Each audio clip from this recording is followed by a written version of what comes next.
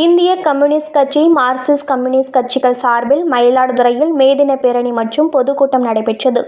மயிலாடுதுறையில் தொழிலாளர்கள் வர்க்கத்தினருக்கு 8 மணி நேரம் வேலை பெற்று தொழிலாளர்களுக்காக போராடி வரும் இந்திய கம்யூனிஸ்ட் கட்சி மற்றும் மார்க்சிஸ்ட் கம்யூனிஸ்ட் கட்சியின் JAC அமைப்பின் சார்பாக இன்று மே தின பேரணி நடைபெற்றது. இந்திய கம்யூனிஸ்ட் கட்சியின் பேரணி AITUC மாநில துணை செயலாளர் செல்வராஜ் தலைமையில் வண்டிப்பேட்டையில் பேரணி துவங்கி நகரின் முக்கிய வீதிகள் வழியாக விஜயா தியேட்டர் அருகில் முடிவடைந்தது. முடிவில் CBI மாவட்ட செயலாளர் சீனிவாசன் மற்றும் AITUC மாநில செயலாளர் சந்திரகுமார் பேரணியை வாழ்த்தி பேசினார்கள்.